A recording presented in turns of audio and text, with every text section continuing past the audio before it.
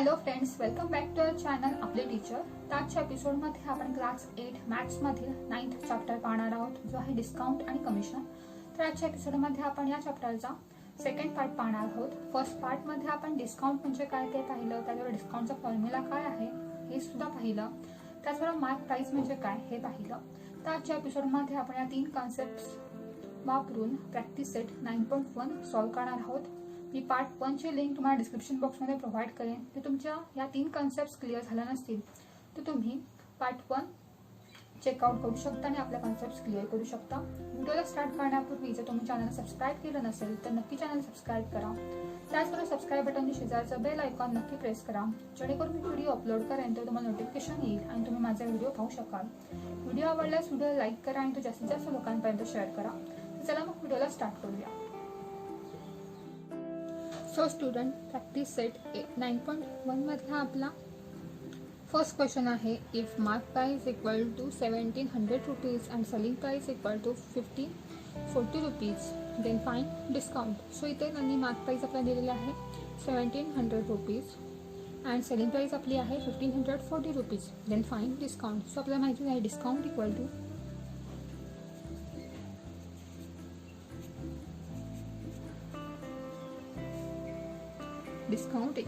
mark price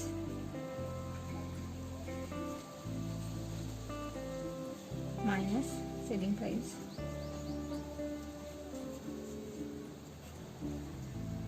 which is equal to mark price आपली आहे 1700 आणि आपली सेलिंग प्राइस आहे 1540 rupees, which is equal to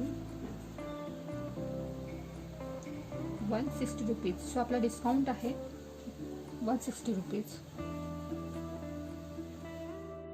so student, practice set 9.1 मध्ये आपला नेक्स्ट क्वेश्चन आहे.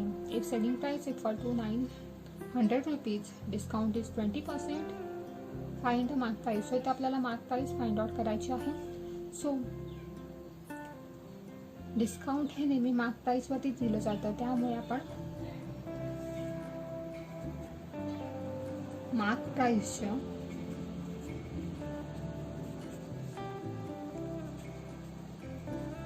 जर आपण 20% काढले तर आपल्याला डिस्काउंट मिळेल. ओके,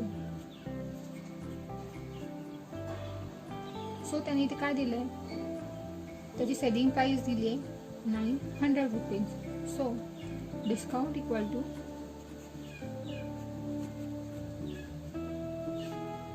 मार्क प्राइस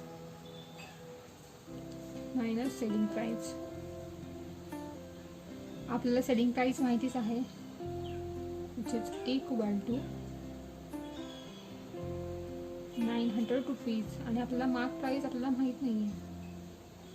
सो आपल्याला मार्क प्राइसच काढायचं आहे. पण आपल्याला त्यात तुम्ही बघू शकता डिस्काउंटचे आपल्याला दोन फॉर्म्युले मिळाले किंवा दोन साईड्स मिळाला. Discount equal to mark price into 20/100 आणि discount equal to mark price minus 900 अशी दोन इक्वेशन्स मिळालेली आहेत. So from 1 and 2,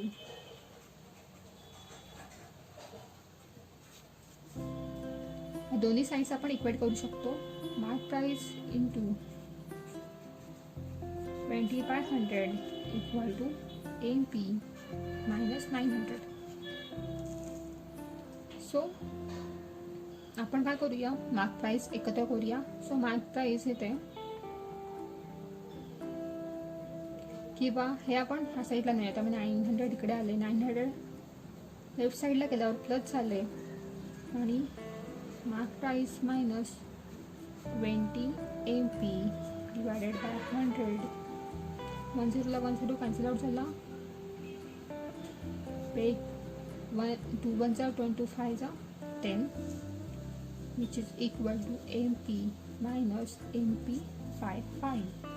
सो ह्याचा आपण आन्सर फाइंड आउट करूया 5 MP. आपण इथे काय करणार, तिरकस गुणाकार करणार, म्हणजेच MP ला आपण 5 ने, इथे डिनॉमिनेटर नाही आहे म्हणजे इथे 1 असणार, त्यामुळे MP into 5 which is equal to 5 MP minus 1 into MP which is equal to MP divided by 5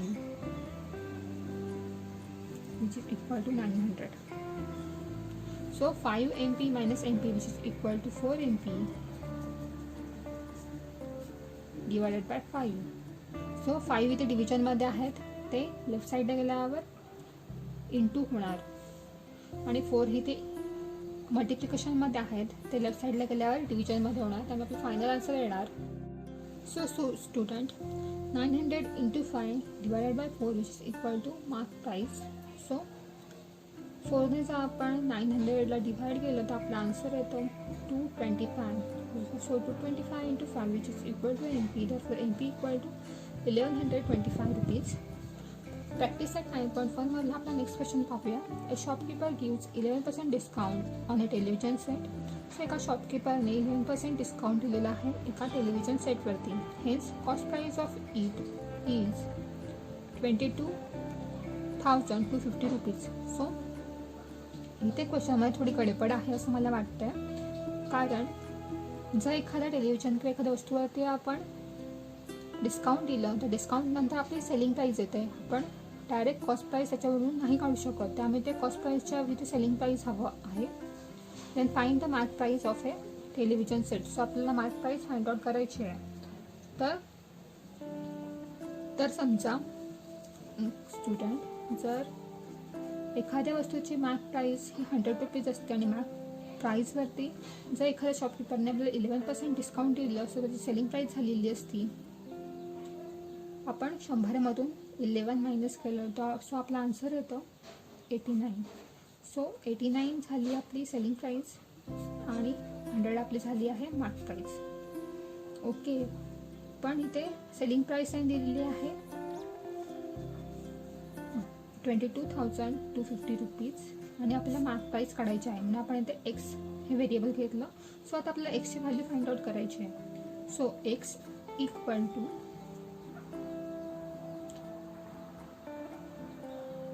100 into 22,250 divided by 89. So इथे आपण काय केलं, 89 into x equal to 100 into 22,250. So 100 into 22,250 असं दिले आणि 89 इकडे मल्टिप्लिकेशनमध्ये होते, सो इकडे डिव्हिजनमध्ये गेले. 89मध्ये लिहून दाखवते 89 इंटू एक्स. सो 89ला आपण एक्सने मल्टिप्लाय केलं आणि 100ला आपण 22,250ने मल्टिप्लाय केलं. त्यामुळे 89 इकडे मल्टिप्लिकेशनमध्ये होते, ते राईट साईडला गेल्यावर डिव्हिजनमध्ये गेले. Therefore x equal to 100 into 22,250 rupees divided by 89. So आता आपलं सिम्पली काय करायचं आहे, ही इक्वेशन एक्सची व्हॅल्यू फाइंड आउट करण्यासाठी.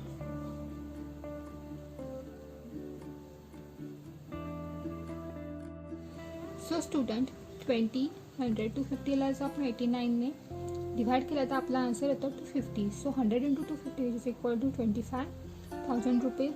सो टेलिव्हिजन सेटची मार्क प्राईस आली 25,000 rupees. Therefore mark price of television set equal to mark price of television set is 25,000 rupees. हे आपलं आलं फायनल आन्सर. सो प्रॅक्टिस सेटमधला आपण लास्ट क्वेश्चन पाहूया. A shopkeeper decide to sell a certain item at a certain price. So शॉपकीपरने असं ठरवलं की सर्टन वस्तू हा सर्टन प्राईसला आपण विकायच्या. हे tax the price on the item by increasing the decided price by 20%. So त्याने काय केलं, वस्तूंच्या ज्या किमती होत्या त्या 25%ने वाढवल्या. while selling the item he offers 20% discount. So त्याने काय केलं, वस्तूंच्या किमती 25%ने वाढवल्या आणि त्यानंतर त्याने 20% डिस्काउंट दिलं. Find how many more or less percent he gets on A decided price. So त्या दुकानदाराला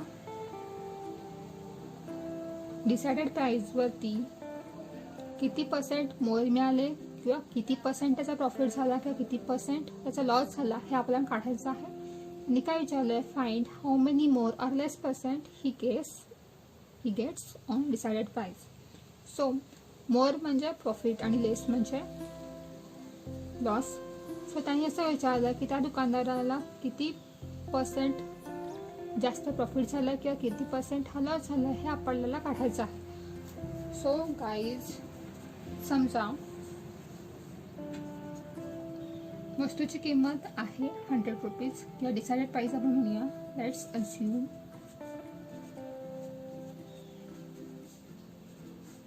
decided price equal to decided price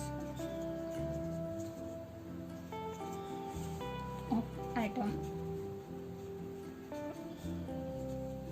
B 100 rupees. So आपण 100 रुपीज समजा डिसाइडेड प्राइस आहे असं मानलं. सो दुकानदाराने काय केलं 20% प्राइस इन्क्रीज केलं. Therefore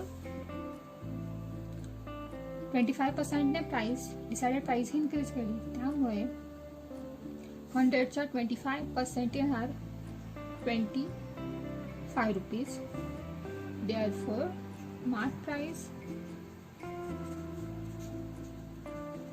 of item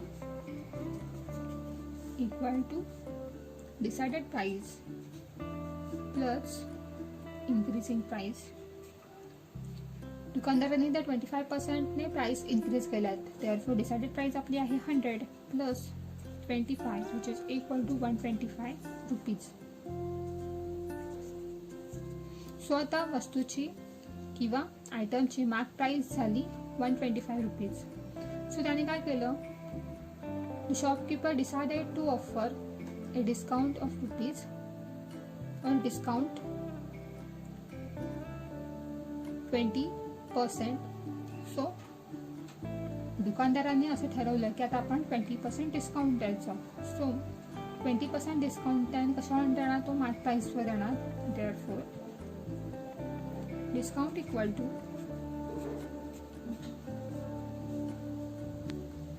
mark price into 20 divided by 100. So इथे आपली मार्क प्राइस आहे आपण काढली 125 रुपीज. सो 125 रुपीजवर त्याने 20% डिस्काउंट दिलं. सो आपला आन्सर येणार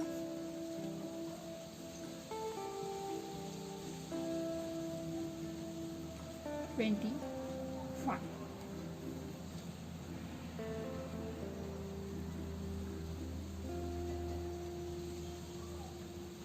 सो 25 रुपीज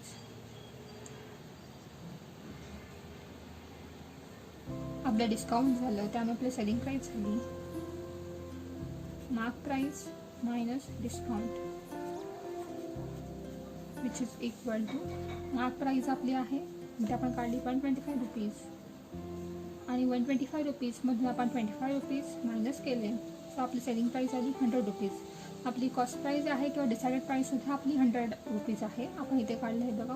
आपण असं अज्यूम केलं आहे की आपली डिसाइडेड प्राइस आहे 100 रुपीज आणि आपली सेलिंग प्राइस सुद्धा आली 100 रुपीज. त्यामुळे 100 रुपीजची वस्तू त्याने 100 रुपीजलाच विकली. त्यामुळे तिथे त्याला कोणत्याही प्रकारचा प्रॉफिट झालेला नाही आहे आणि कोणत्याही प्रकारचा लॉस झालेला नाही आहे. देअरफॉर शॉपकीपर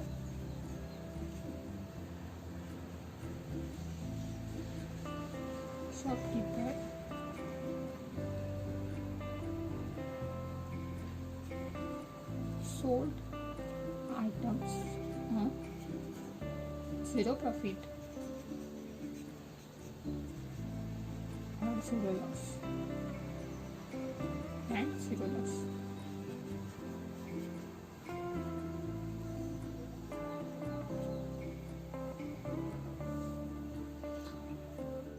फ्रेंड्स, तुम्हाला आजचा एपिसोड कसा वाटला हे नक्की कमेंट सेक्शनमध्ये कळवा. व्हिडिओ आवडल्यास व्हिडिओला लाईक करा. त्याचबरोबर चॅनल सबस्क्राईब करायला विसरू नका. आपण पुन्हा भेटूया अशाच एका नवीन व्हिडिओमध्ये. तोपर्यंत बाय बाय.